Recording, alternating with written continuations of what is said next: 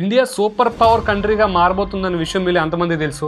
Recent గా Russia president Putin ఇండియాకి వచ్చిన విషయం మనందరికీ తెలిసిందే. ఆయన రష్యా ఇండియా యాన్యువల్ సమ్మిట్ కోసం ఇండియాకి వచ్చిన విషయం కూడా మీ అందరికీ తెలిసిందే. అయితే ఈ ఒక్క మీటింగ్ ఏదైతే ఉందో అది ఇండియా జియో పొలిటికల్ స్ట్రాటజీనే మార్చేయచ్చు. ఈ ఇయర్ తో India Russia 23rd annual summit celebration చేసుకోబోతున్నారు. రష్యాతో మనం దాదాపుగా 50 సంవత్సరాల నుంచి ఒక ఫ్రెండ్లీ రిలేషన్షిప్ అనేది మెయింటైన్ చేస్తున్నాం. అయితే ఇయర్ 2000 నుంచి ఈ రిలేషన్షిప్ ఏదైతే ఉందో అది ఒక స్ట్రాటజిక్ రిలేషన్ గా మారింది. అయితే రీసెంట్ గా జరిగిన సమ్మిట్ లో ఒక 3 ఇంపార్టెంట్ థింగ్స్ మీద కాన్సన్ట్రేషన్ చేశారు. అందులో మనం మాట్లాడుకుంటే ఫస్ట్ది స్ట్రాటజిక్ పార్ట్నర్షిప్. అయితే ఇక్కడ రష్యా తీసుకునే డిసిషన్స్ కావచ్చు, ఇండియా తీసుకునే డిసిషన్ కావచ్చు, ఈ డిసిషన్స్ ఏవైతే ఉన్నాయో ఒకరికొకరికి ఉపయోగపడే విధంగా డిసిషన్స్ తీసుకోబడతాయి. 2 డిఫెన్స్ డీల్స్. 3ది ట్రేడ్ స్టెబిలిటీ. ఇంకొక ఇంపార్టెంట్ అంశం గురించి ఇక్కడ మనం మాట్లాడుకుంటే ఇక్కడ నుంచి ఇండియాకి రష్యాకి జరిగే ప్రతి ట్రేడ్ కూడా రూబుల్ రూపంలో జరిగే అవకాశం ఉంది. ఇంతకు ముందు మన డొమెస్టిక్ కరెన్సీ బదులు డాలర్స్ యూజ్ చేసేవాళ్ళం. అయితే అమెరికాకున్న పొగరును తగ్గించడానికి ఇక్కడ నుంచి ట్రేడ్ అనేది రష్యా అలాగే ఇండియా కరెన్సీలోనే జరుగుతుంది. దీన్నే మనం ఈజీగా